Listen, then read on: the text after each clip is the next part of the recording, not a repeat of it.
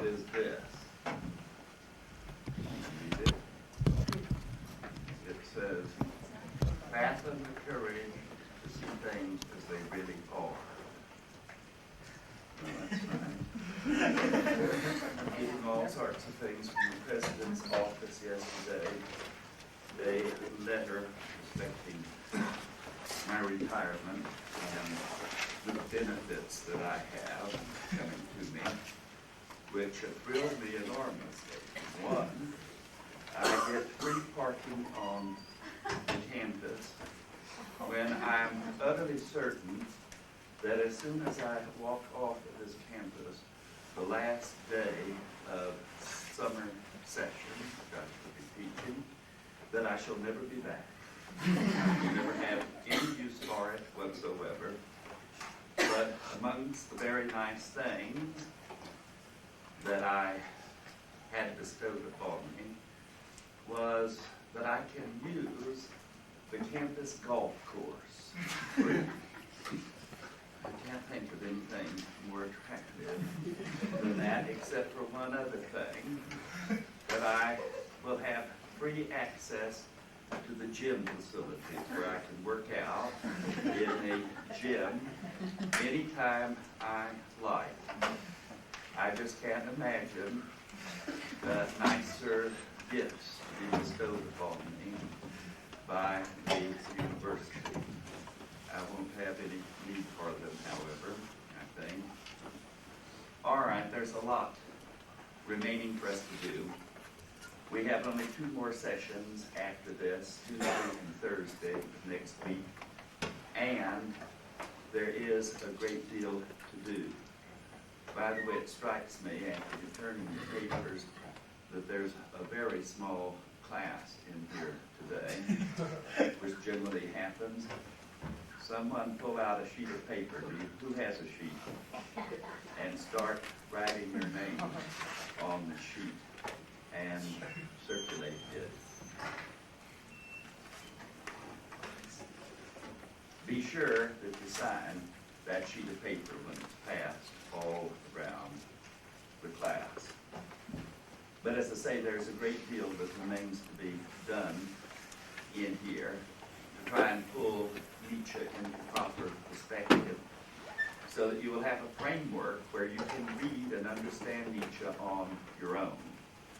So that is going to take an awful lot of work, a lot of time. So I want to focus now on his philosophical anthropology, which is really central to his philosophy. I mean, the conception of man in relationship to nature. It is absolutely central to his overall philosophical naturalism that you grasp his conception of man and his conception of the social sciences, of social studies in this respect.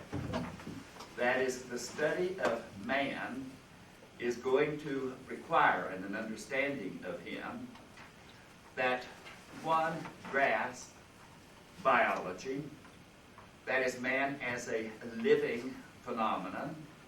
He is an animal. He is a part of nature. And biology is absolutely central to this conception, to this worldview and conception of the nature of man. He stresses physiology over and over again. That is a rather broad term for understanding man in terms of his life functions, his activities. It is essentially a broad, generic, biological category that he is referring to there. But also man in interaction with his environment. That is, man is an active agency. He's interacting with nature, with his environment, with the rest of life as a whole. He sees that life is interdependent. There is this interdependency, and he stresses it over and over again. He has a conception of a tightly knit, integrated biosphere, or an ecosphere, one might say. He stresses it, and he stresses also that it is rather fragile, that it is dynamic, that it is undergoing continuous change, that between the different sections of life there is interdependent interaction. There tends to be periods of relative stability or stasis, equilibrium, but the equilibrium tends to shift very, very rapidly under certain circumstances. In that respect, there have been sudden periods in which whole portions of life, as a matter of fact, have disappeared. Many, many species at one time. The record more than affirms that today, even much more so than people were aware of in the 70s and the 80s when Nietzsche was doing his writing and thinking about this subject. Equilibrium that tends to be disrupted, sometimes catastrophically disrupted, with respect to which large portions of life not only are endangered, but become, as a matter of fact, extinct. This is very important because he has many considerations about the impact of a population on the rest of a population, a biological population, and particularly the effects of such things as technology, human technology, upon the environment, and the very, very precarious and balanced position in which we are installed in nature, and the ease with which this can be very radically disrupted. There is the biological, but also, with respect to human beings, he is extremely variable. There is diversity in the species, greater diversity, as a matter of fact, than within any other species. Rich diversity, kinds, qualities, types of life, possibilities of different modes of life. And this is intimately connected up with social modes of organization, with various different possible types of societies. And this is intimately connected up with economic factors, economic circumstances, the way of life, how one lives, and the economic mode of existence. Things happen, as a matter of fact, to the species when it changes its mode of life due to various circumstances. In this respect, when mankind settles down from a predatory form or mode of existence to an agricultural one, when he moves from a mode of food gathering, of hunting and fishing, to agriculture, and from agriculture to urban social organization, to trade, and man being, above all, homo faber, that is a tool-making animal, to the production of various sorts of tools, whether it be weapons or whether it be tools used in agriculture in terms of planting and so on. His social mode of existence changes, and his life and inner life changes remarkably.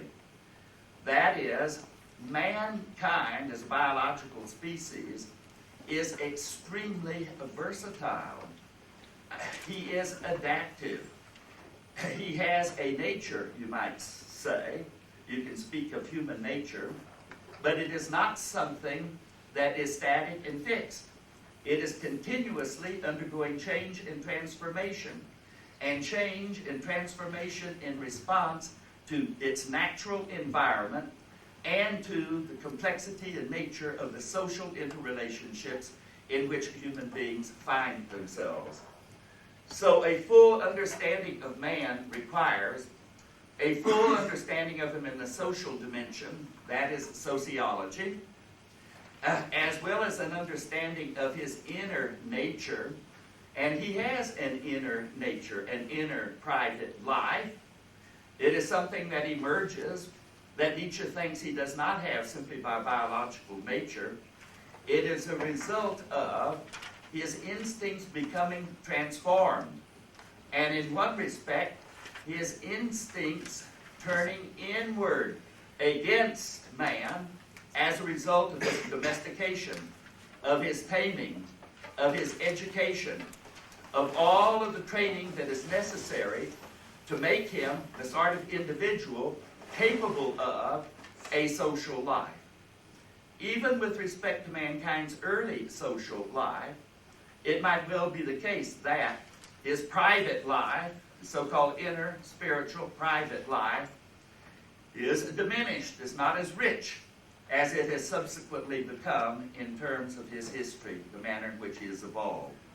It has become much, much richer. Even with respect to the Greeks, they had that sense of the public life, the political life in the polis. Life was primarily public. There was very, very little of the private. There was this notion of community responsibility. An individual who acted in violation of the mores, the laws or the rules of the polis or the community, endangers everyone. In terms, as a matter of fact, of the gods and their vengeance, it was not individual responsibility. An individual Athenian, for example, who violated those, brought communal grief and punishment upon the group as a whole. It is interesting in this connection that the Greek word for the private man, which they rarely use for privacy, is idios, from which we get our notion of the idiot. And they are completely related, very intimately connected. That is, he's idiosyncratic. He is strange. He is unusual. He is defective. The person that strives for and emphasizes private life against what? Private life against public life, the public mode of existence. So it's extremely important, as I say, there's not only, with respect to an understanding of man, anthropology as he understands it, there's the very important fact of economic forces, economic classes, the notion of division of labor, and how this results in a more and more diversified type of society, which creates, as a matter of fact, different types of individuals, different types of men performing different functions within the social group. Economics, social organization, that is the various institutions, religious institutions, political institutions, legal and penal institutions, the business institutions.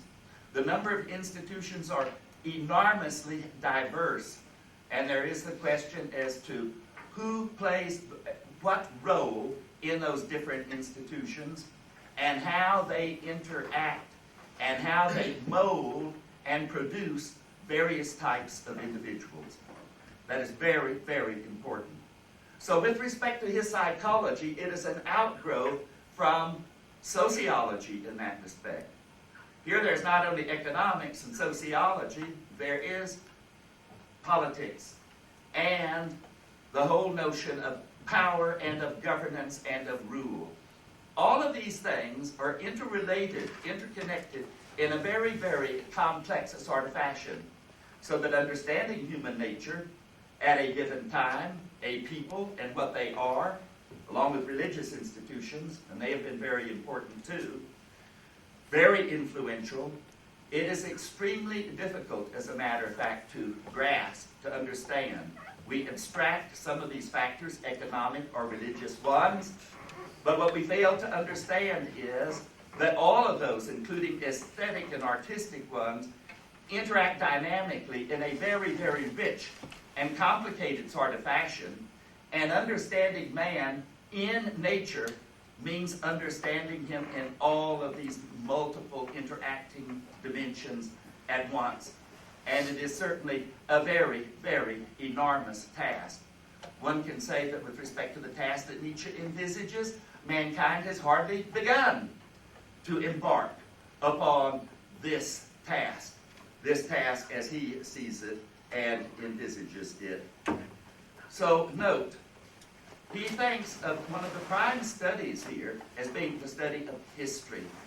That is, the literate history of mankind, what we can find out about him as he develops, as he changes. And Nietzsche rejects any teleological sort of account of this at all. That is, it is not the case that humankind has been the goal, the crown, the final beacon light of the whole course of evolution or of the course of history. No more than that is true with respect to any other species. That is a mistake to think of it in that way. There is no imminent teleology, no imminent sort of purpose that is being worked out in the course of history and nature. A cursory study of history ought to make that perfectly clear. It may not be quite as chaotic as Schopenhauer put it when he said, what is history? But one cat and dog fight after another. But it is just as well to see history in those terms as to see it as moving in the direction of progress, closer and closer to fulfillment in some goal that has not yet been realized, but which we are dimly aspiring to realize. No, he rejects any such notion, any more than he rejects the notion of the Christian eschaton. That is the Christian eschatology of what? The final, last judgment and a resurrection. There you have a bit of Christian mythology about the goal, the purpose of history. He rejects that, but he rejects any other teleological explanation. There are natural processes and natural laws involved in the course of man's interaction with nature. There's no question about that. But accident and chance, too, plays an enormous role in human history, in what becomes and what develops with respect to the fortunes not only of individuals, but with respect to the fortunes of a whole people. And that he stresses over and over again. All teleology is rejected here. The death of God involves much more than people realize.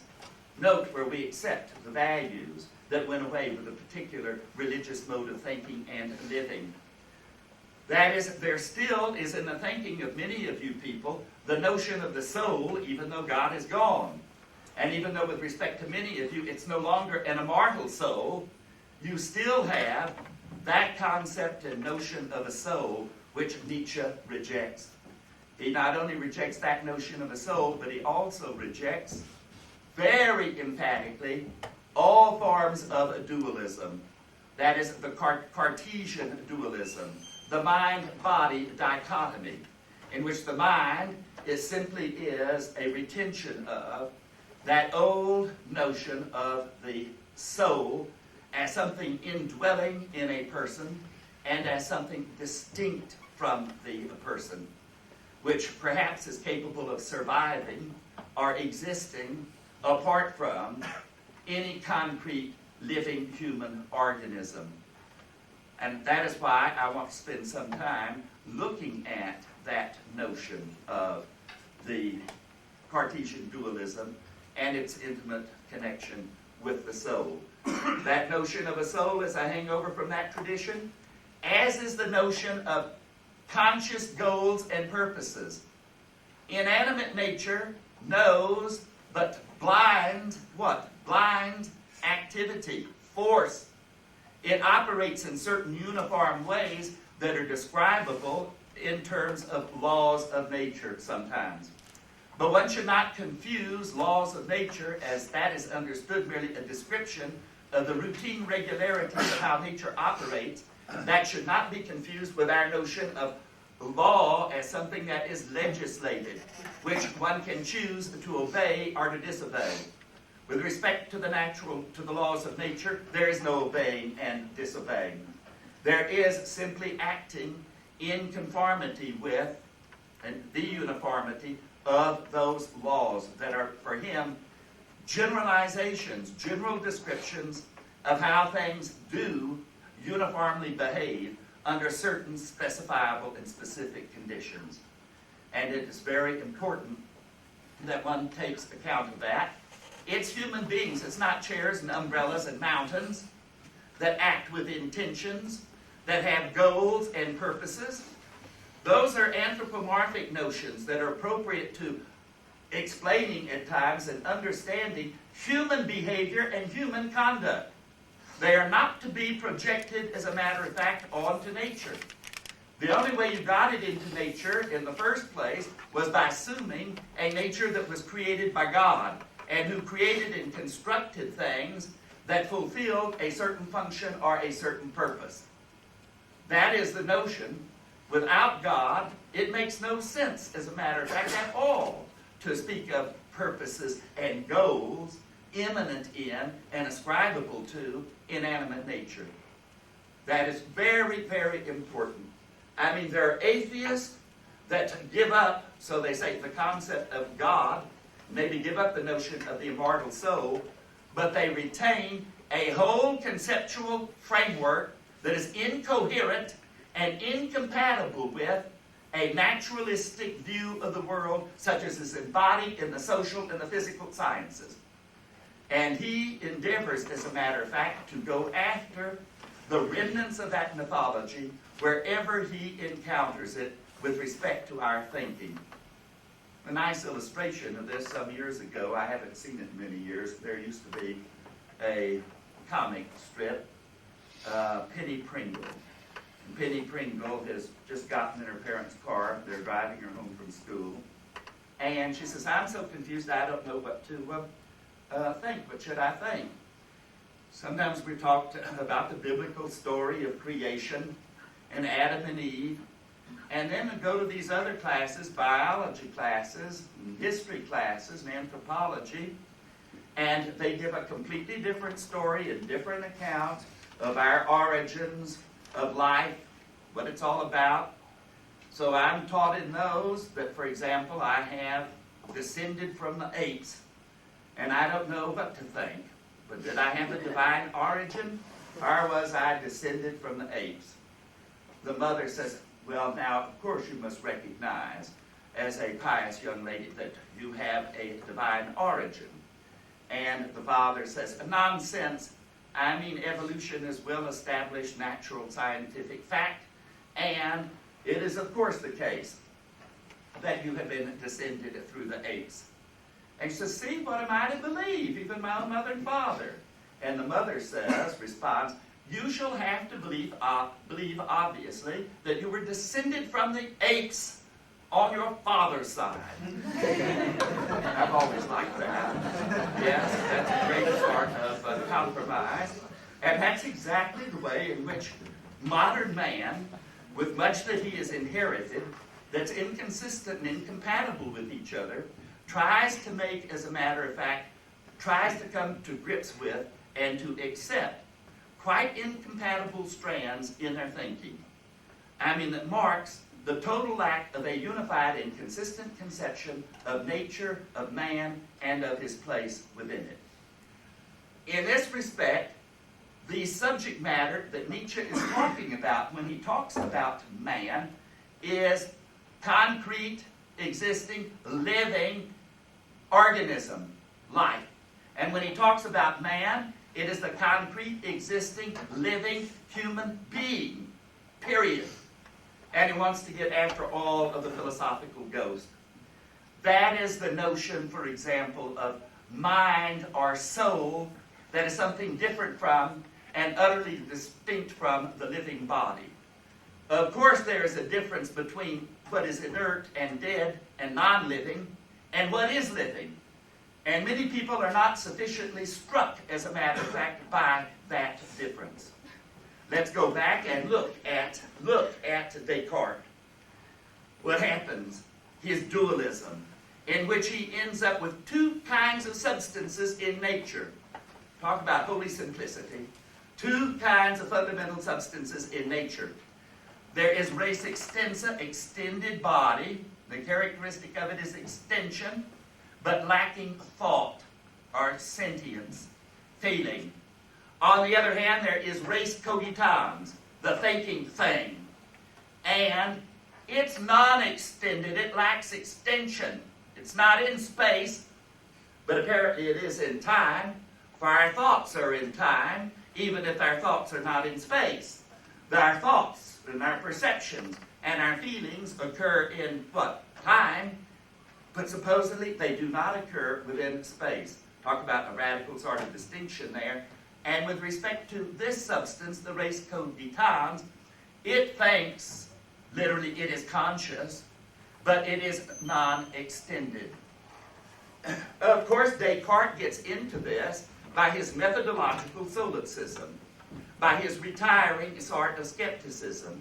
in which he endeavors, as a matter of fact, to find absolute certainty, a point of departure of absolute certainty. And he thinks he can't find that when he starts thinking, what can I know beyond doubt with absolute certainty?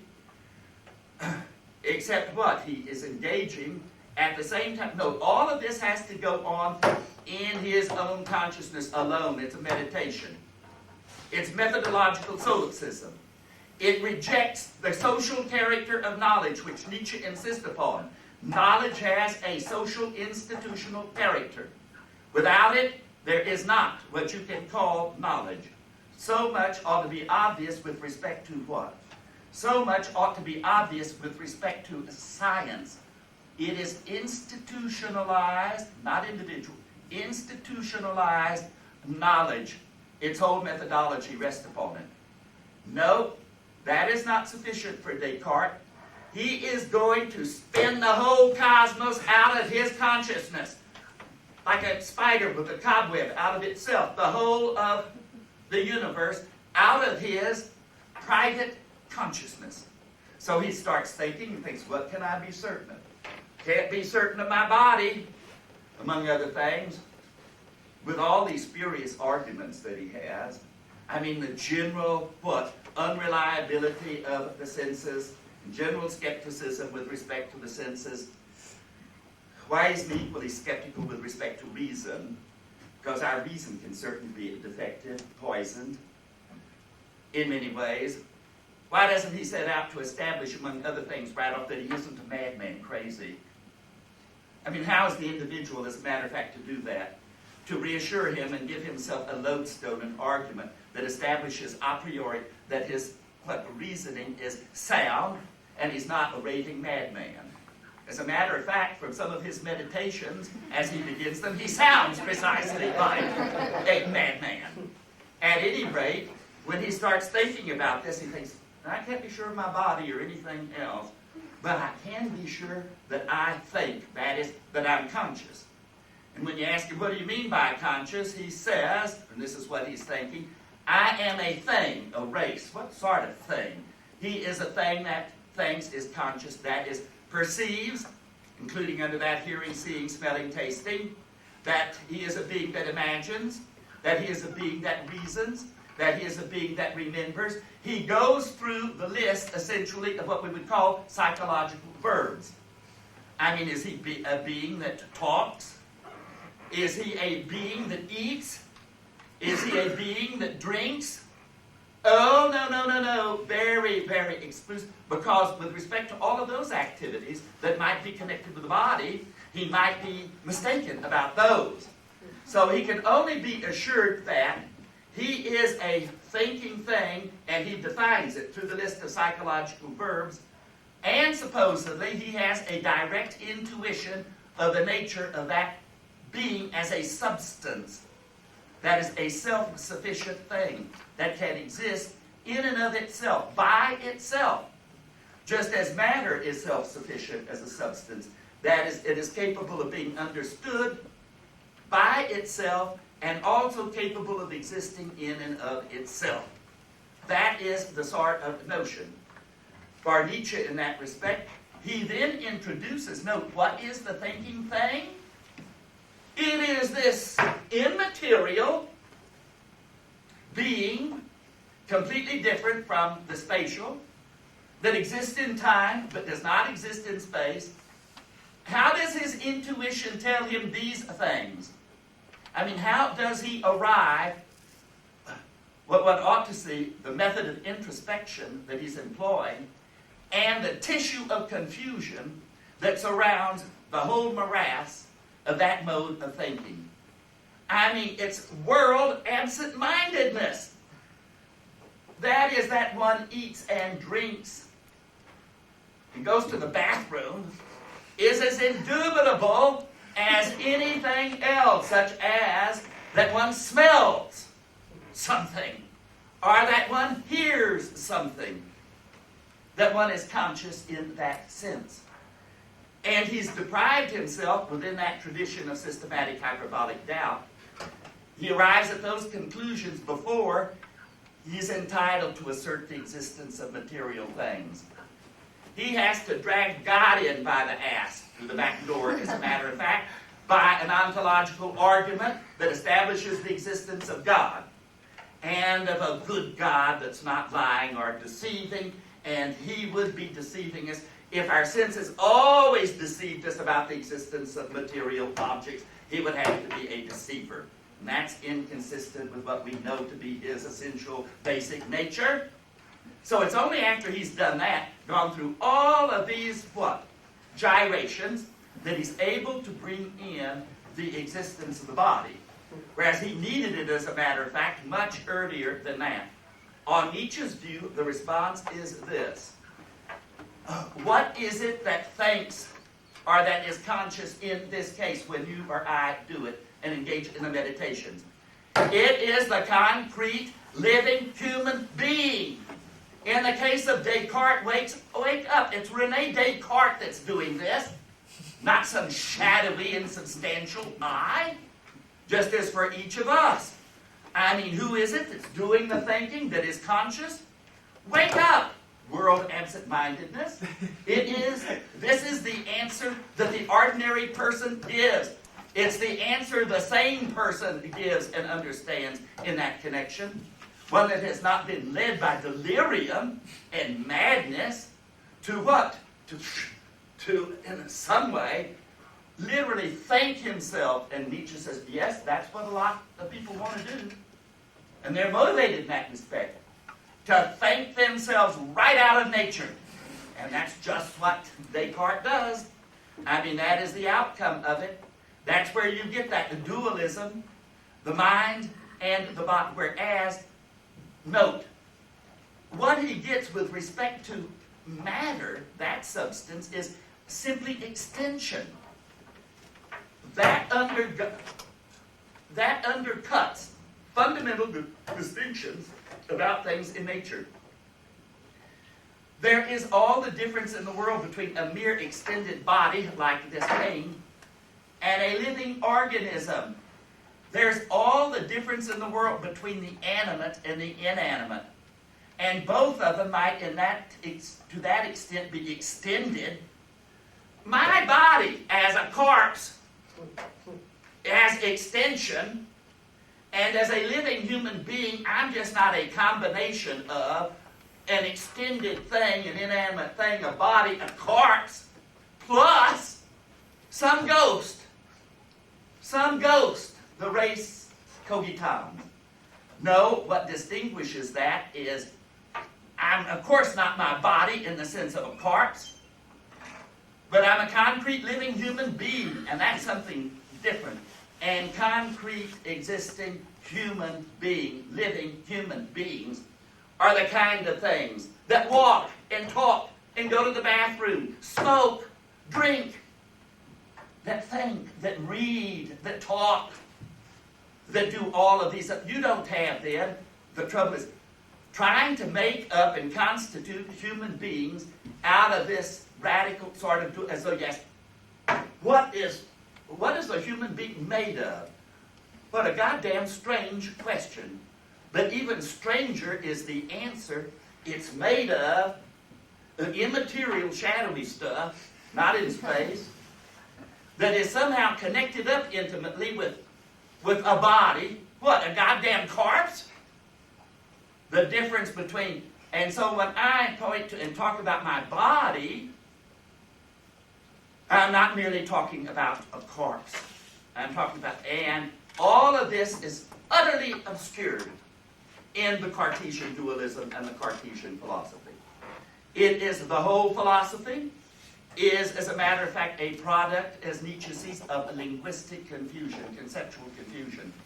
Not tending to and paying attention to what you're talking about. Absent-mindedness with respect to the language that we ordinarily employ and use. It is to be philologically, as Nietzsche would say, dead to the language. To absent-mindedly forget what we actually mean by our expressions and how we use them. In that respect, it is a departure from linguistic or semantic, attentiveness. It is as a matter of fact, to be thinking in a vacuum and to be thinking absent-mindedly. That is why, as Nietzsche says, thinking is an art, and it is extremely difficult to achieve it. Most people never do. I mean, most people out there that I meet haven't the slightest idea of the difference between fantasizing, just fantasy, and imagining things, and regulated critical reflection and thought. This takes training. You don't have it by nature. And some people, the vast majority, even in our supposed educated society out there, do not have it. They lack it. And that much ought to be obvious. I mean, when they start reflecting, musing, they do philosophy or thought by wild association of ideas. They do not know what disciplined thought actually involves. And you people know it. You meet those creatures all the time. It is impossible to have a rational conversation with them about any subject whatsoever. And don't kid yourself. Don't waste your time very often with people like that arguing with them. They cannot argue. And it is an absolute waste of time. I mean this. I mean, that's good practical advice, amongst other things, and something that you ought to learn very, very early. So in that respect, the answer ought to be, and that's why psychology is not the study of the psyche, and it's not the study of some entity, strange and mysterious, called the mind. Those so-called psychological verbs are ascribable to concrete living individuals. It's the living individual, yourself and others, who remember, who imagine, who reason, who engage in all of those activities that are designated by psychological verbs. You don't need two agents. One of them, the body that walks and talks and breathes and so forth and so on, engages in those activities, and another agent that somehow or another, distinct from it, the mind, and that somehow these two are, which Descartes realized, but it's utterly bewildering to him, are intimately interconnected. So that, as a matter of fact, we know that a blow on the head can affect the mind, the consciousness, in all sorts of ways. That things that you eat and drugs can alter, as a matter of fact, your mind and consciousness is perfectly obvious. In that respect, for Descartes too, he thinks that we have an interaction that would be totally impossible in his terms. For example, of the will. That is a part of human agency, connected with the mind. The will that acts on the body. For example, that leads one to raise one's arm. It's totally incoherent on that view. One might ask, how can and where does an immaterial, non-spatial object act upon the material body? In that sense, he said, that sense of will, it cannot act upon nerves. It's not in space at all.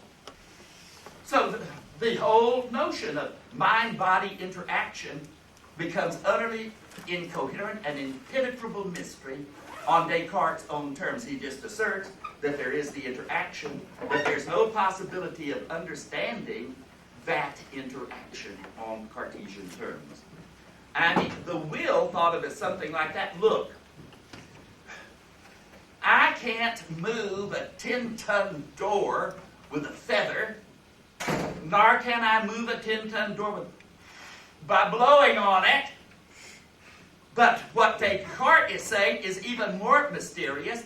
Something that is absolutely immaterial and not in space at all acts upon that which is in space. And how is that? How can there be such an interaction either way? I mean, the whole notion of such a dualism is completely bankrupt. And it is a remnant of older modes of thought, and Nietzsche is intent upon extirpating modes of thinking that give rise, as a matter of fact, not to a possible alternative explanation of nature and the world, but is an incoherent story. which shows that something has radically gone astray with your basic concepts when you are thinking in those terms. In that respect, once again, the mind, that is a noun. One makes the mistake of wherever one encounters a noun of thinking it must be the name of something. And in that respect, not every word is a name in language. There are all kinds of terms that function, words that function and have a meaning and function differently from being names of something or properties of something. That is a bit of incredible naivete. As a matter of fact, then, you can say, well, what about remembering, imagining? Why do we cluster all of those together? Is there a clear dichotomy and distinction between the mental and physical in the way in which Descartes wants it?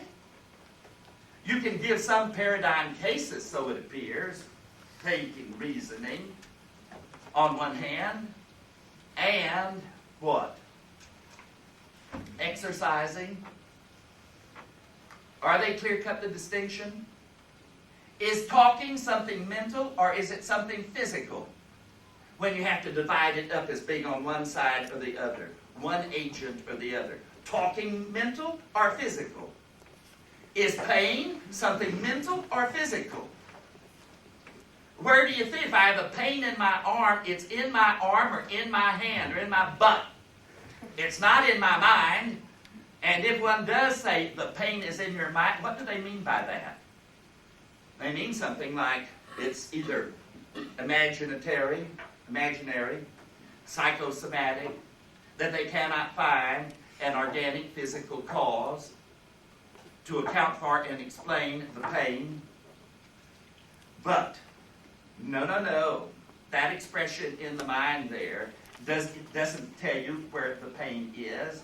Because as a matter of fact, if it's a psychosomatic pain in one's shoulder, that's exactly where the person says he feels it, in his shoulder. Even if there is not the organic basis for it. It's not that. He's made a mistake, and it's not in the shoulder, but in what? In an immaterial, non-spatial place? Note that tendency.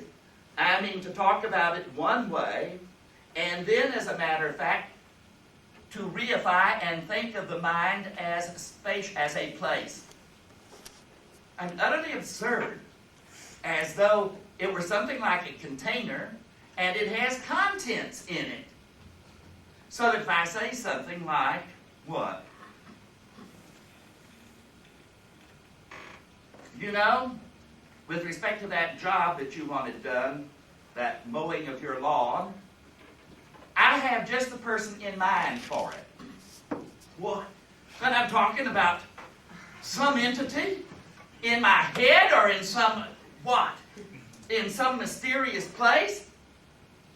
In which I'm talking about your neighbor, Mr. Jones, down the street from you. And when I say in mind, I'm talking about not some queer sprite in my spirit or head, but I'm talking about an agent out there in the world.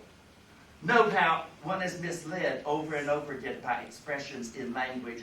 Take it utterly, how can you take it literally? She is in my, you have been in my mind all day. Contrary to where you thought you were. I mean, this, one of the things, and particularly you get this when you get into philosophy, you are treading a maze of madness in part. A maze of madness with respect to philosophical systems and philosophical thinking. You had better have some sort of semantic hygiene, which Nietzsche sees quite clearly, some sort of semantic hygiene behind you when you engage in philosophical reflection and philosophical thinking. It's of absolutely fundamental importance. If you want one, incidentally, Nietzsche is a good one. If you want the best that ever lived, it's the philosopher Ludwig Wittgenstein as an absolute hygienist for this sort of avoiding this sort of mess and confusion which we tend to be so prone to, we fall into very, very readily. So mind is not an entity.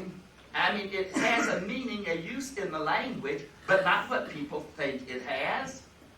Not what people think or misled into thinking when they reify it. So that it's perfectly good to say of someone, she has a very good mind.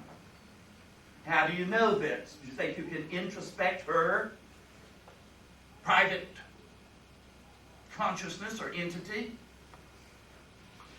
That is, when I say she has a perfectly good mind, the evidence for it, what I'm saying is, one, that she is capable of very, very clear thinking. How do I know this? I talk to her. Not by some sort of spiritual communication, some paranormal phenomenon. And that talk is clear and distinct and well-reasoned. She gives arguments. Here's what she says. Those are the premises. That's the conclusion. And she makes these reservations about it. The argument is a valid one. And her premises are true. The language is clear. All of these things. She's capable of doing this. This is what we mean by saying that she has a good mind. These are particular types of skills and abilities which the living human being has. And it is a qualification of them as living human that engages in these activities and skills that we can appraise ourselves of and also apprise ourselves of and also appraise. And that is of absolutely fundamental importance. So in that respect, what we are talking about is an aspect in the performances of living human beings. They are the ones that perceive. They are the ones that are capable of remembering. In that respect, there is a brain and nervous system that enters into these things, which is very important for us to study and come to know. But what about the mind? There is in the tradition of philosophy, running all through the continental rationalists, and Kant is infected as he can be with it himself, is the notion of the mind as sort of a paramechanical system. I mean, it's thought of on analogy with the body, but it's a shadowy sort of mechanism. I mean, how do we come, as a matter of fact, to understand or come to grips with this sort of shadowy mechanism of the mind and its activities, perceiving, remembering, etc.? By introspection, we have no such access to any such entity at all.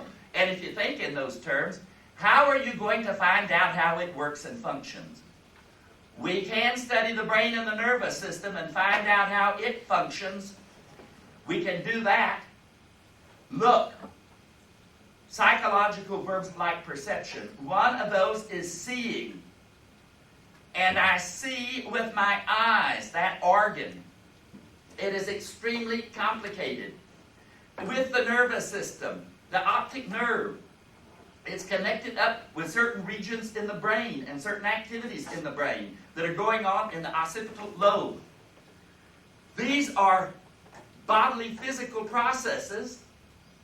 One may know something about them by studying them. I know something about what is going on with the visual purple in the retina of the eye. Of certain of these chemicals that undergo photochemical changes, of certain electrochemical impulses in the optic nerve and brain. We're beginning to find out an awful lot about it. There's an awful lot about it that we don't know. And although I know those things, and I know that it's involved in seeing, I'm not conscious of those things when I'm seeing. They are going on, and they are essential to seeing. But I'm not conscious of those things. I'm not conscious of what's going on in the occipital lobe of the brain. Nor am I conscious of those photochemical changes taking place on the retina of the eye. But they are absolutely necessary and essential to my seeing.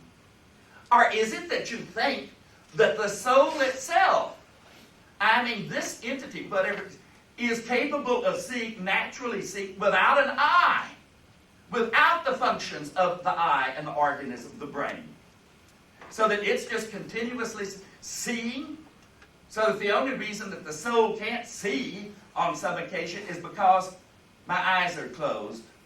And now the soul can't see out through my eyes. But it sees naturally. So it could, as a matter of fact, dispense with the brain, the eye as an organ, and the optic nerve. It's very fragile. Small changes in the retina, small accommodations with respect to the lens, and my seeing is affected enormously. And it is very, very easy, as a matter of fact, for me to go blind due to deficiencies and defects in the eye, that organ, and the brain, and the nervous system. So here is an activity that's going on that's dependent upon the activity of the brain and nervous system, which I'm not conscious of. I'm only conscious of the end result. That is, that I see when I open my eyes and look out there. I see various things depending upon where I am and what I'm looking at, where I'm focusing. And my ability to do that depends upon a whole host of things going on in my body, in the brain and nervous system, that I'm not conscious of, but which we can study and find out how that mechanism works. But it is a mechanism. And it is not an activity that transpires or goes on by the mind as an entity, or the soul as an entity independent of the body. That illusion arises very, very much because, with respect to many processes like seeing and hearing, what comes to awareness, consciousness, is the end product of a process and activity that is going on which we are unconscious of, but which nevertheless is absolutely essential to our seeing. So that with respect to much of our life, even our so-called mental life, the consciousness is just a part of it. Much of it is unconscious and a matter of bodily physiology. That's not just true of perception. You think that's not true of memory? That, as a matter of fact, changes in the brain in certain specialized centers will affect short-range memory, and locations otherwhere will affect and alter long-term memory? That with respect to certain diseases of the brain and changes in its constitution and its nature, you are rendered, on some rare occasions, more capable of remembering, but in most cases, memory becomes defective or impossible. And that is connected with not merely structures in the brain, because it's not necessarily just localized here or there, but in a very intimate organic functioning, interfunctioning between centers discretely located in different parts of the brain, but are nevertheless connected and in interaction. It is in that respect a very, very complex phenomenon. What is going on in the brain that enables you to remember, that you're not conscious of.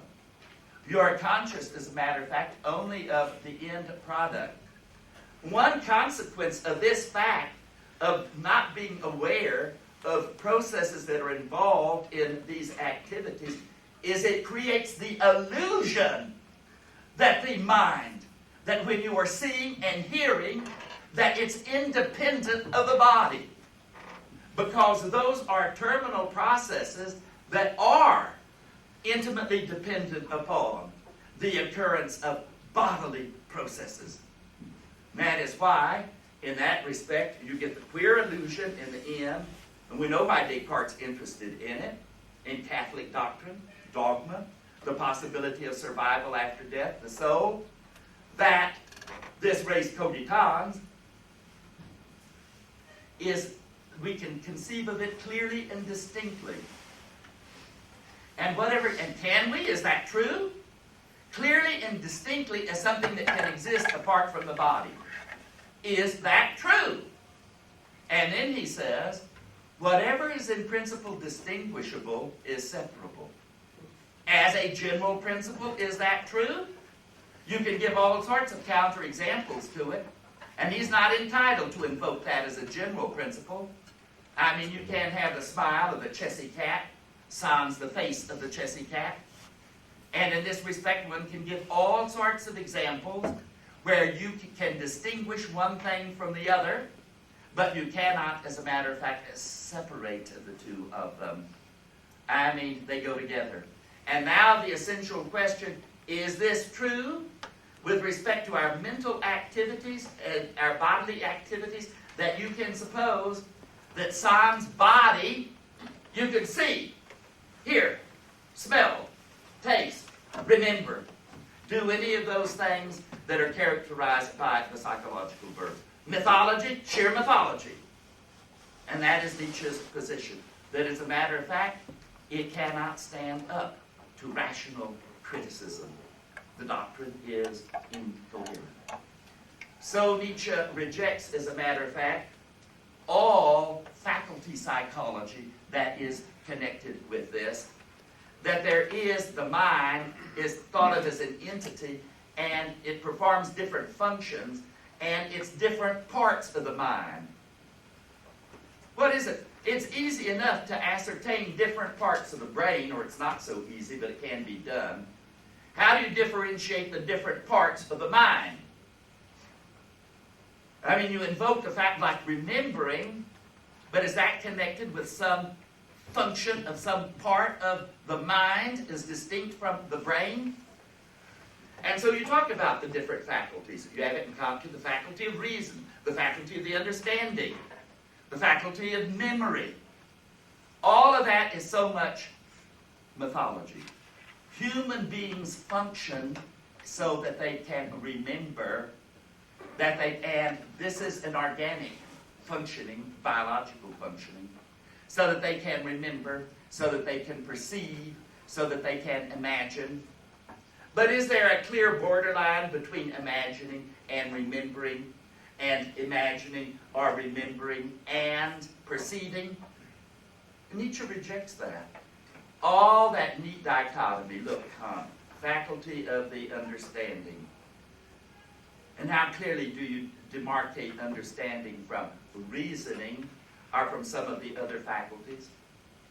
It is the faculty that is regulated by rules, and he says it uses certain concepts, the a priori concepts of the understanding, that apparently all human beings possess, and all of them schematize, that is, employ them, apply them in the same way. Typical of an ahistorical approach to man and to nature and to understanding. That is the logician who has an atrophied sense and utterly ignorant of history and of human history. So that this faculty is immutable, once and for all, the same handful of categories, basic concepts a priori, that are employed through experience for all time. One might say with respect to Kant, I'm fond of saying this of him, the old Kant, suffering from hardening of the categories. I mean, hardening of the categories. I mean, from the very beginning, mankind had those concepts, and they remain immutable and unchangeable throughout the course of our history, in the ways in which we interpret and understand and explain experience. Nietzsche rejects that once again. It is scholastic. It is a piece of mythology. Upon the slightest sort of pressing and scrutinizing of those concepts, they fall absolutely to pieces. I mean, it never occurs to Kant that, as a matter of fact, the physiology, studying, as a matter of fact, the functioning of the brain, might shed and throw considerable light on what is engaged in, and when we are thinking and understanding and employing concepts of various sorts, that our concepts and our ideas have a history too, in which they come into being and pass away. Now we might have a use, and Nietzsche uses the language of the soul, but not to define an entity.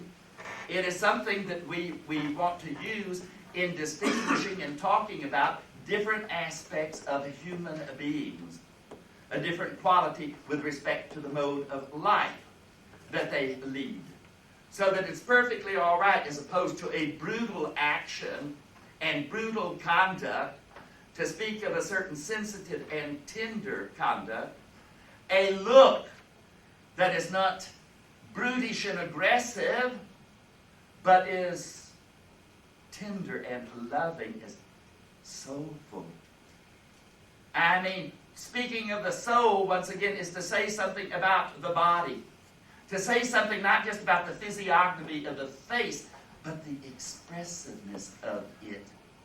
In which we want to say in some occasions with respect to some, people, Homo sapiens, beasts, that they are soulless.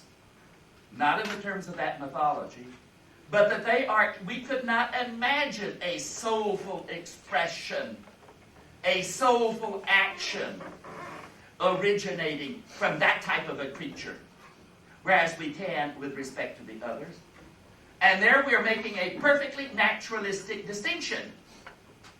And it is a very important one, where that language isn't now the soul designating some sort of a shadowy occult entity that inhabits the body, or that accompanies it as a person's shadow accompanies it.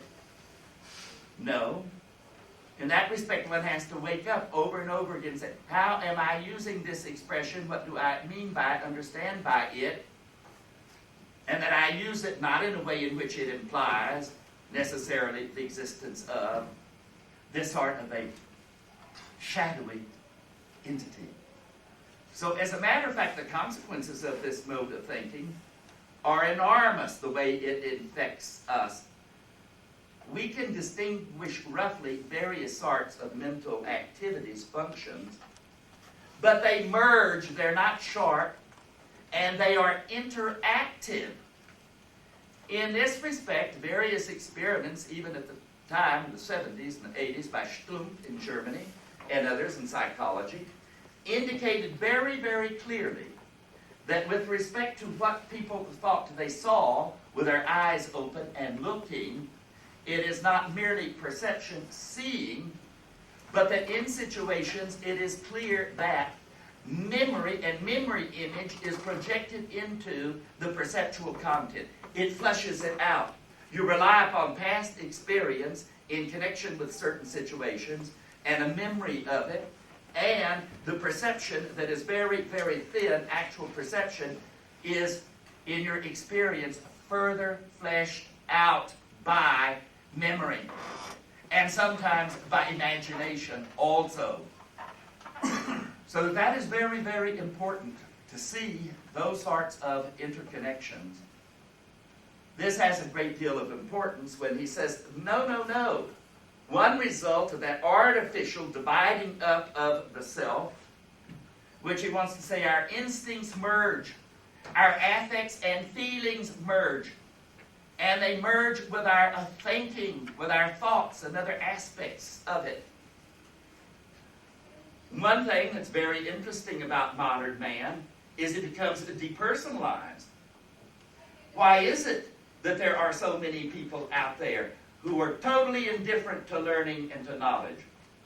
That if there is any talk about love of knowledge or understanding, those people do not understand that.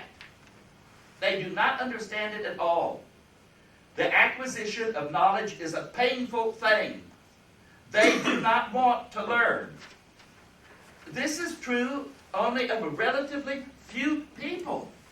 Today, how many people really want to read? Much less to understand what it is that they read. And why is it? Well, it's part of the result of academy, in part. Nietzsche. Every thought has its quantum of affect, feeling. They go intimately together. Thoughts have hands and feet. There is an emotional tone appropriate to certain sorts of thoughts, where our thoughts are not completely divorced from our feelings. That is, our passions and instincts are just as important as our intellect and rationality in experience and in life. But how does it come about? I mean, Kierkegaard says our age is devoid of passion, and Nietzsche said the same thing. That is, there is an ideal of reasoning and thinking that is supposedly objective. depersonalized and divorced from our interests, our needs, our affects, and our feelings. And you get it. You can teach that way. Go in if you have a passion for poetry and take the course of some of these people up there that teach poetry. And see it smashed as perfectly objective. I mean, what are you doing? You are engaged above all and first off in what? Criticism. With respect to teaching people how to read the poem, that there are thoughts there, and they are congealed with emotion and feeling, that they're not detachable. No wonder there are people out there that come to think, and they're taught to think that way, that thinking is completely divorced from our affects, our feelings, and our desires and our emotions. It becomes anesthetized. So that we find people out there where we want to talk literature with them, and it's totally divorced from any human emotion, feeling, sentiment. It is the laundered, anesthetized, what? Thought. If that's what it were for me, then I wouldn't want to learn. Our knowledge would play no role in my life whatsoever. We are supposed to be essentially objective, pure, detached spectators, reasoners, thinkers. Divorced from our needs, from our interests, from our concerns. As though we do not have passions for some ideas and passions against others. Certain thoughts arouse, go right together with feelings of anxiety, of hope, of fear. Just take the denuded thought, the denuded thought of your death.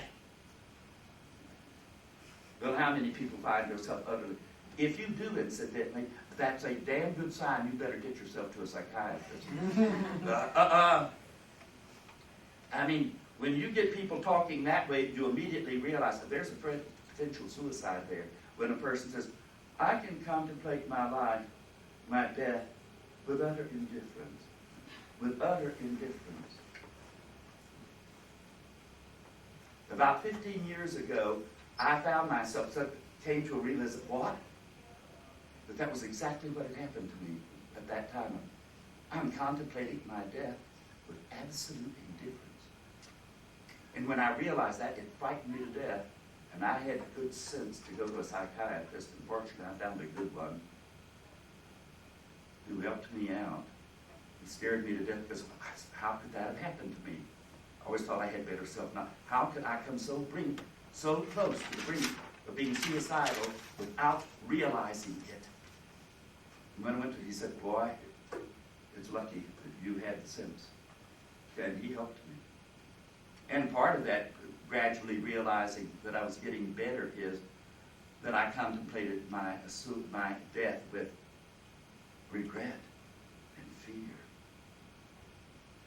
Do thoughts have an emotional tone that is appropriate to them and go with them or not? In this day and age, you are discouraged from talking about things of the most vital interest to you people in academia. That's why the humanities are so lousy today in many respects. And it has nothing, when it is done that way, nothing to do with you, to relate to you, to your person, to your interests, to your needs. So here you become a thinker in a certain mode in which you think and are detached, and objective. And then the rest of this is just so much mess over there. Your everyday, emotional, affective, instinctual life. Talk about alienation, and you wonder where alienation comes from. There's something going on even in our own society, academia. With respect to our learning institutions and where they are failing in many respects, that is producing a great alienation and gulf. You do not educate people if you cannot motivate them to education. And why is it that the humanities then are failing and have failed so terribly? with respect to educating in the humanities. They have become irrelevant, much of it, to life, to your life. And in that respect, who wants knowledge for sheer knowledge's sake? I never did. The only reason knowledge ever was a treasure for me was how it was to affect the way I understood and saw life, the world, and above all myself in relationship to it. My interest was not disinterested knowledge for knowledge's sake.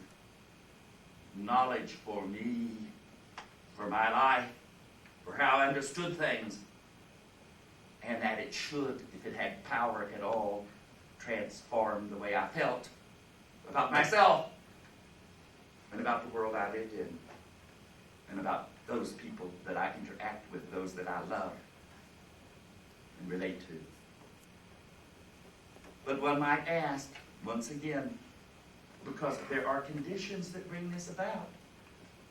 And there is such a phenomenon as the pure intellectual. There are certain things, for example, in a humanities class that are important to people, but you never talk about them. Or if you do, you never give concrete examples. You always discuss it in terms of abstract principles and so on. And how it relates to your life.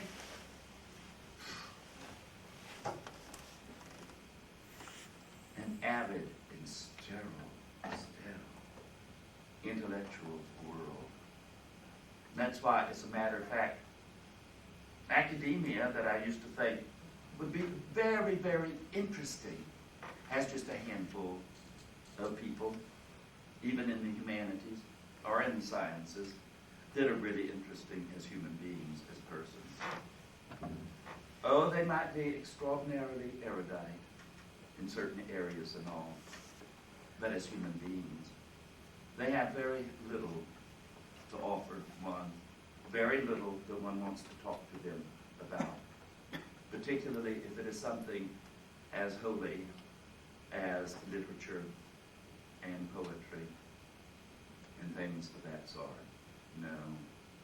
One, as a matter of fact, does not want to profane oneself with the type of discussion that one can all too often get from sheer academics, which you would have thought those teaching those things would be the last persons that you would expect this from. This is intimately related here to the whole notion of self-identity and the notion of the unity of consciousness. That is, over and over again, Nietzsche says that the philosophers have made too much out of consciousness, as they have also made too much out of reason and rationality. They have taken something that is indeed of value, that exaggerated and blown it out of all proportion to the role that it should have in our lives. Blown it out of all proportion. In this respect, we will have to talk about a number of things here. With respect to personal identity, I mean, it's the identity of the concrete, living human being. And that identity is obviously intimately connected up with the identity of the body. And as a matter of fact, we use fingerprints, for example, as one of the hallmarks and distinguishing marks of distinguishing between different individual persons. How, as a matter of fact, might it be otherwise? With respect to personal identity, we are interested in the notion of a self, a personal self, but that is not an entity that is distinguishable, as a matter of fact, from the body. But what it does involve is certain aspects of our functioning, active, bodily life. And Nietzsche sees this. With respect to much of life, it involves a search for identity. Identity is not something that we naturally possess biologically as a species and an individual in the species Homo sapiens. As a matter of fact, that is much of the motivation, and Nietzsche sees this, as did Kierkegaard in another way, much of the motivation and drive in religion, in which one tries to find oneself. Who am I? The sense of being lost.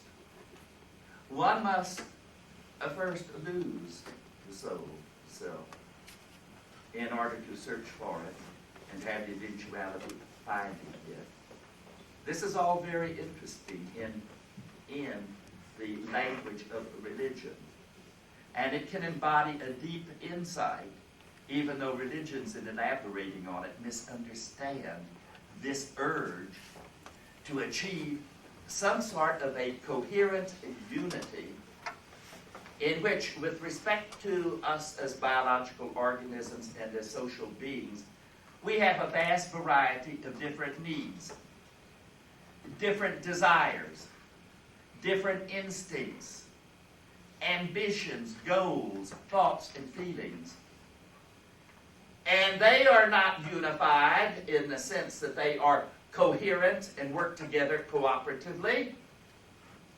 They struggle and are in conflict with one another, at war with one another. And much of what we are searching for when we search for an identity is for some sort of resolution of internal conflict within ourselves, so that we don't feel always that our ideas are warring with our emotions and sentiments, and these emotions and sentiments are at war with one another, and they are at war with our instincts.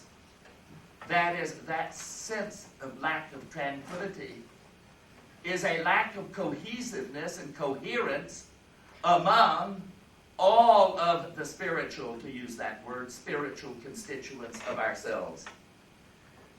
And a search for personal identity is the search for some sort of a coherent life pattern in which, instead of that continuous diversity and conflict tearing us to pieces, that the self becomes an integrated whole. Then this is not something that is given to us by nature. It is something which we strive to create and to forge.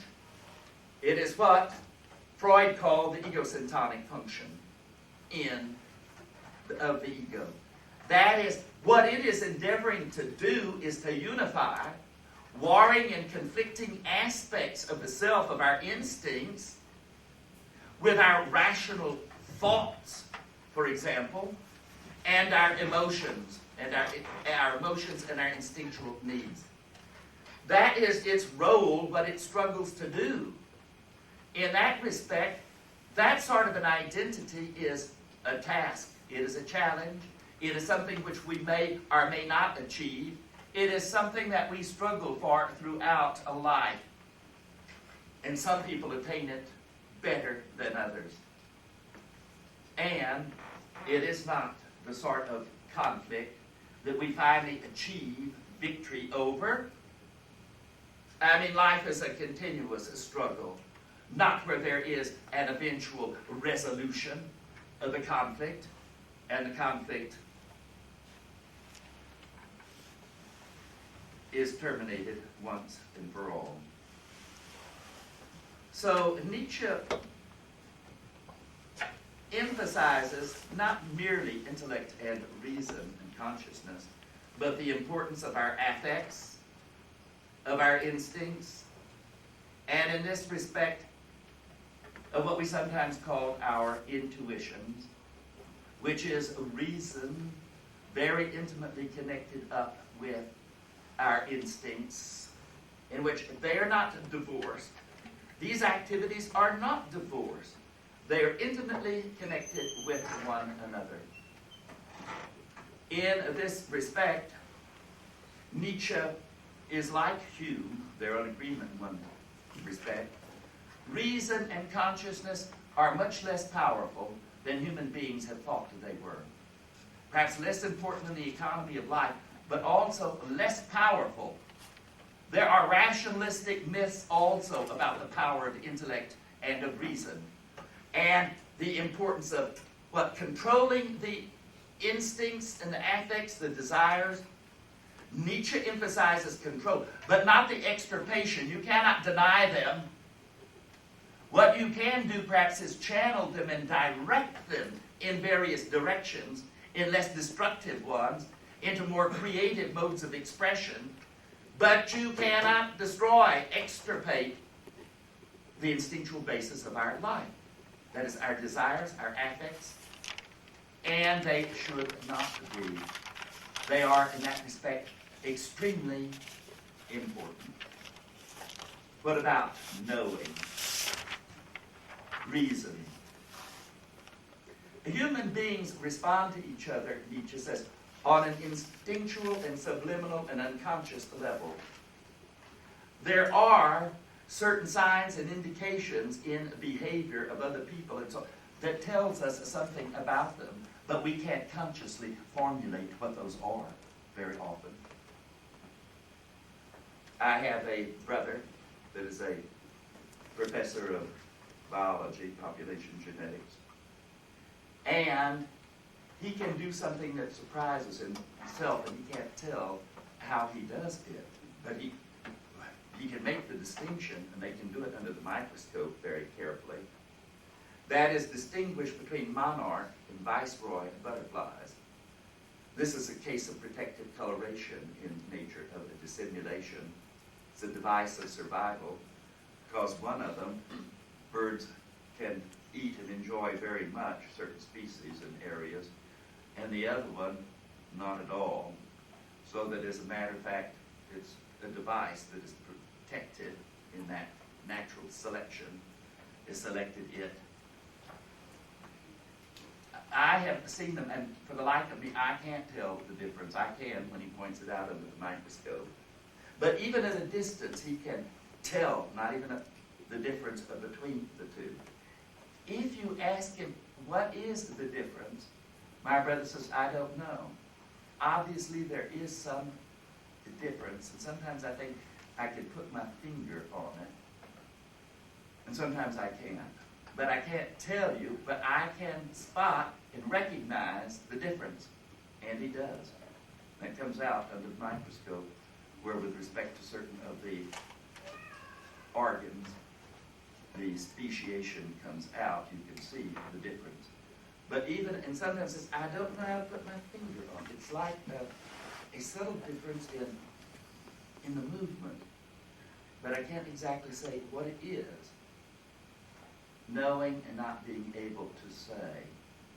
Very, very important for us very often, in which you can make out a distinction, but you can't say on what it is based. We sometimes have, I've always done this, with respect to certain people, I've instinctually avoided them. Do you know what I mean? Look, if I were to ask, what are your reasons? I can't give reasons or good reasons. But believe me, my instinctual response has held me in good stead over the years with respect to certain people. If, now just think, you had to have evidence and reason for your actions and guiding your actions and behavior over and over again. Reasons, and you went against any such intuitive feelings, perhaps on the basis of certain gestures or bits of behavior that says something about the individual that you cannot articulate. Both Hume and Nietzsche said, had human beings, mankind, relied upon its reason, its latest tool, and reason alone in such matters, we'd be dead.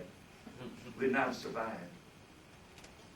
And you might think about that very, very carefully. And you might ask, to what extent do you think that much of our behavior is governed by unconscious, subliminal clues, which are important to us, and which we can say, I don't know, I have a feeling here. And of course, Nietzsche is not saying that it, any more than reason or anything else, is an infallible source of knowledge. It is not. It is fallible.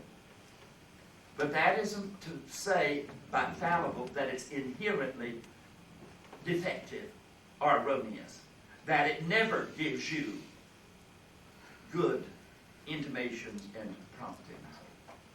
In this respect, there's a lot to be that aspect of our life. Nietzsche is not an irrationalist. What he is a critic of excessive rationalism and optimistic rationalism.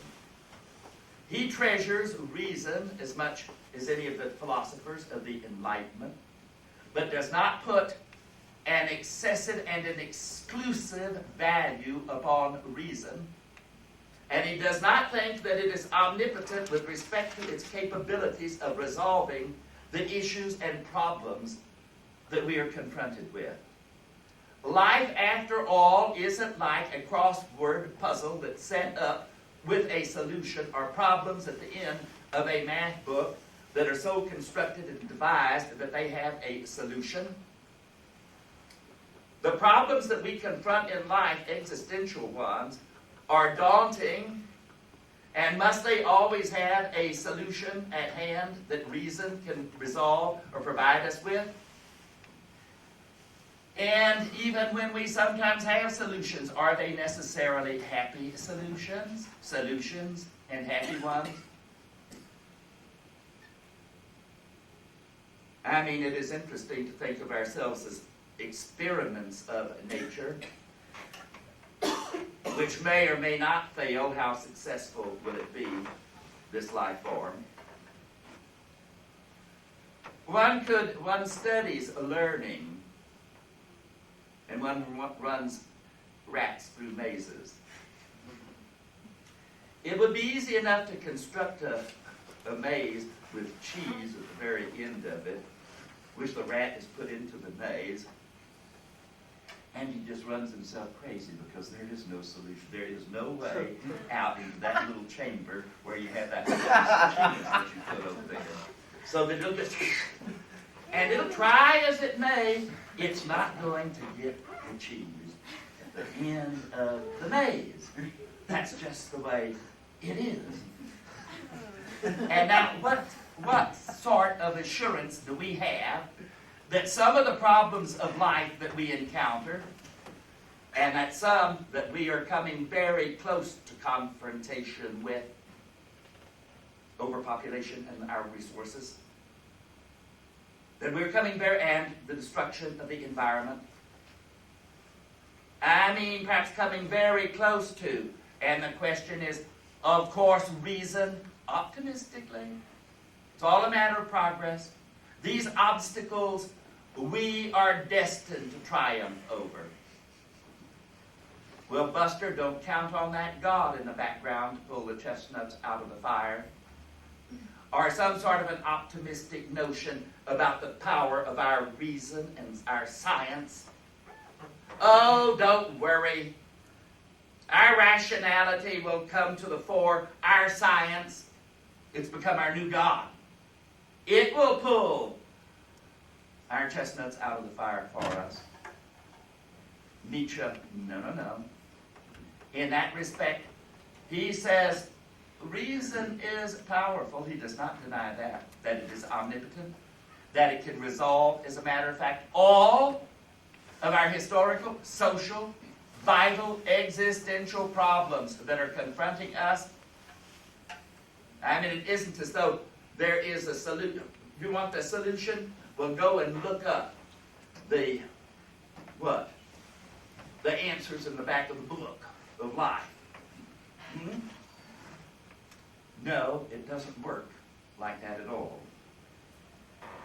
So, he's not an irrationalist, but he recognizes that there are non-rational and irrational factors that operate in our life, that they are there, and they're every bit as important as the rational ones.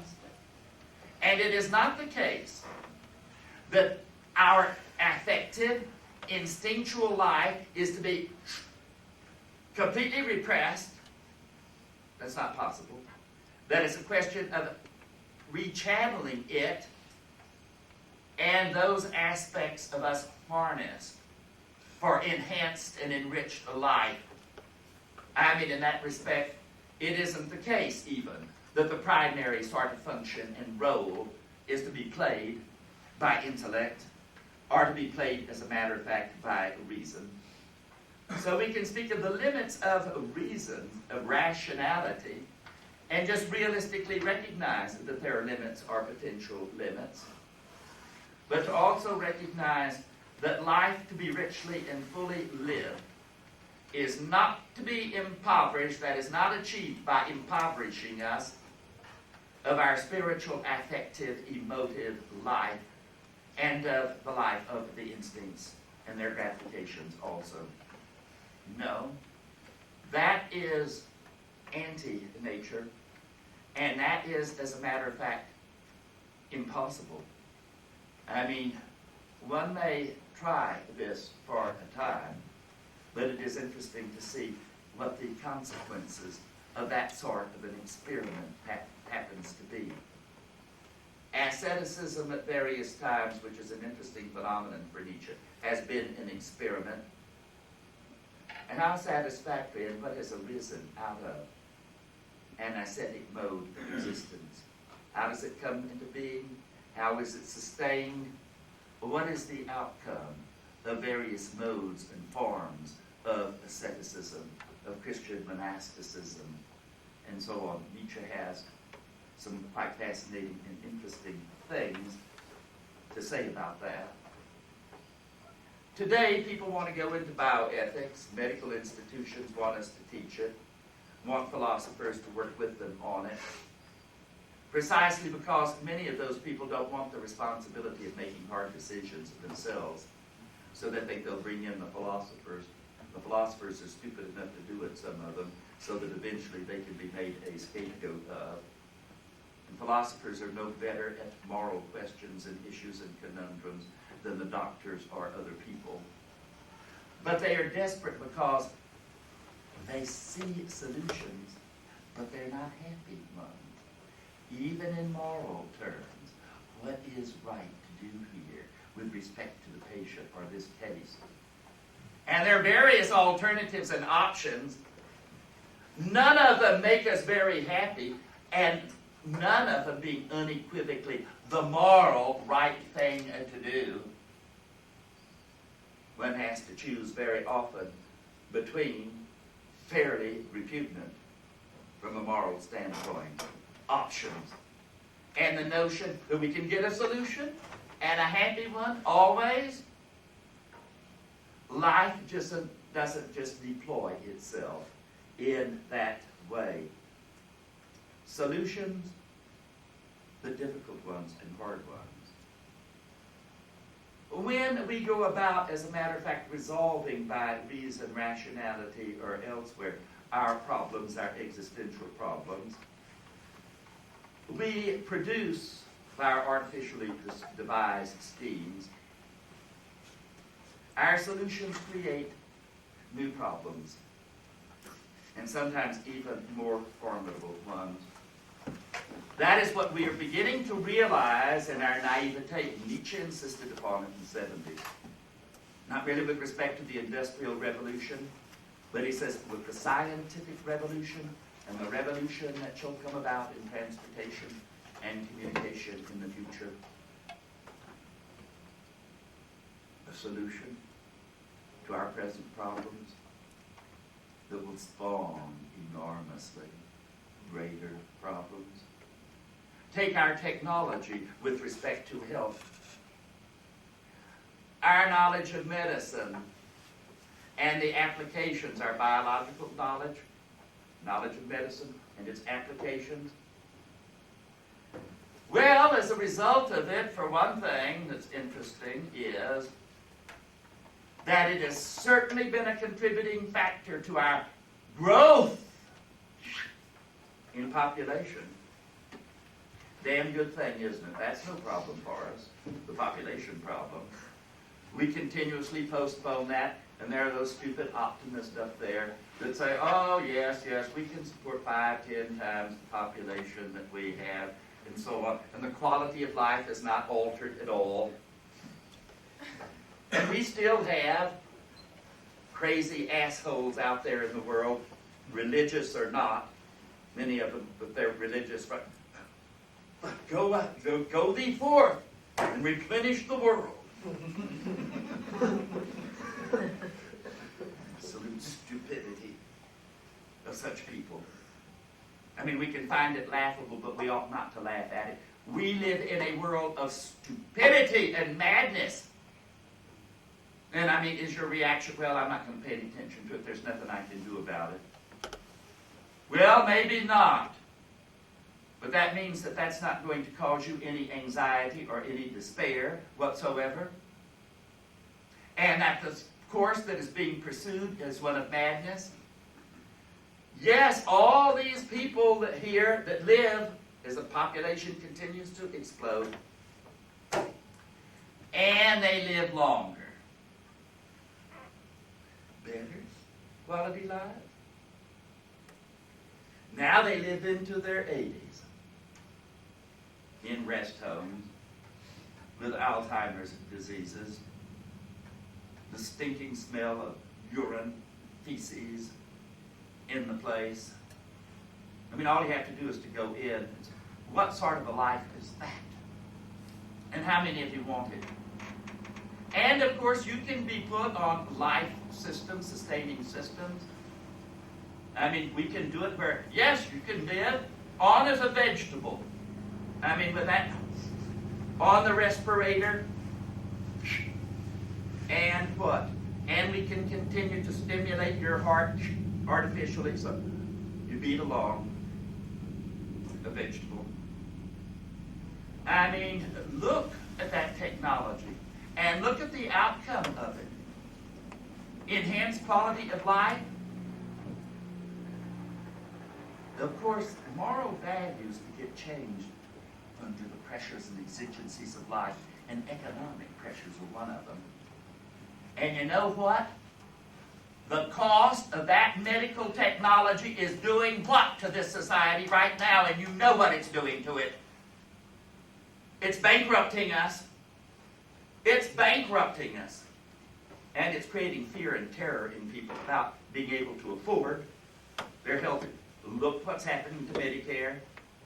All of this early talk about health insurance, anyone who had a lick of sense knew what the outcome of that was going to be. Knew what the outcome of it would be. And it's a matter of economics, cost in the long run. Now we can be very sentimental in earlier periods. The luxury of some of our values, of our moral values. All life is of equal worth. All life is of infinite worth, each life.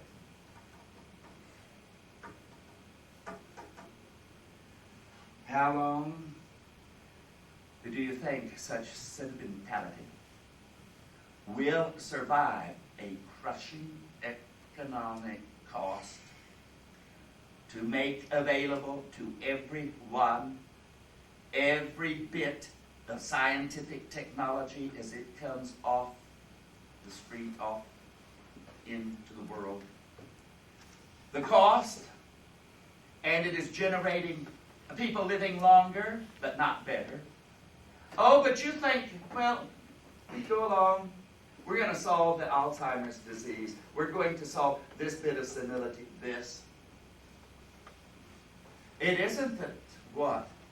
That we have a feedback reaction, cumulative, and become ever more pressing. I suppose we'll have to be vigilant and on our feet and struggle, but we're not going to do that. Even if we did, we might struggle and go down with human dignity and triumph. No, go down in failure, but with human dignity. But there is a question, and this concerned Nietzsche enormously. All right, it's one thing to become an extinct and an outmoded experiment in nature. If we could have fought the warrior's battle well and to have gone down in dignity. We'll go down in whimpering and viciousness. Or what do you think about that? I mean, no problem. We're on our toes. Suddenly, all of our, just a matter of a few decades, biological time, inexorable. Biological beats too. Not just the geological and historical one. It hasn't been that many decades. And now all of our antibiotics are becoming suddenly, with respect to certain strains of bacteria and of the viruses, they become and have developed immunity to it, haven't they? And of course, we were so satisfied with our accomplishments with the sulfa drugs and with penicillin and the antibacterials of that, so confident. Perhaps we were a little too confident. We apparently do not have the backlog of new drugs available and tested when we need it, do we? And this is creating some anxiety in the scientific field. I mean, all we need, we've avoided it, it's just been a few decades. Airborne viruses of the HIV sort. Well, you don't control that by what? By an embargo on an area. In that case, this experiment of nature is very, very interesting. Nietzsche suggested in this way, if man will not assume responsibility for himself and for his future and have his own unified and agreed upon goals, if he doesn't cease to war against himself and his own species, and to war against the mutual enemies of nature out there, if he does not do this and learn to do this, to control himself, his own population, then nature will do it for him. And when nature does, comes back, I mean, with respect to the peculiar, it's resilient, the manner in which it operates, when it does, we might be lucky enough to escape extermination. We might be. Meantime, that's the only thing we have going for us, is luck.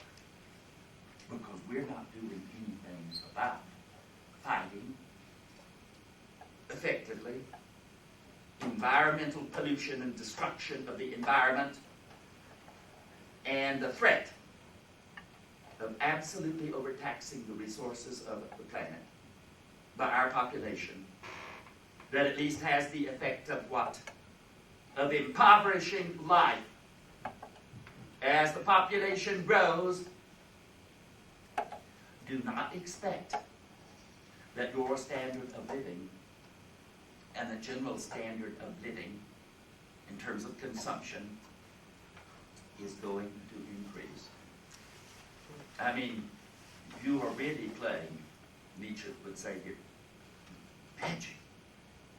Magical thinking, wishful thinking is what has dominated mankind up to this time for the most part. And we simply optimistically, that is our optimistic doctrine of progress in the 19th century, that has suddenly been jerked up short, as he said it would be. At the end of this century, how many people would you really want to claim it, are so naive as to believe in the optimistic doctrine of the inevitability of human progress on to greater and greater and more wonderful and fuller things? That doctrine was in ascendancy in the 70s and 80s in Europe during Nietzsche's time. And Nietzsche did not buy it, and he spoke of a new false mythology, and a dangerous one, that it makes us feel secure when we ought not to feel secure, that it imbues us with a false security. And he said, once certain icons are shattered, man resurrects others in its place. And he says, and it is on the way now to making out of Prometheus,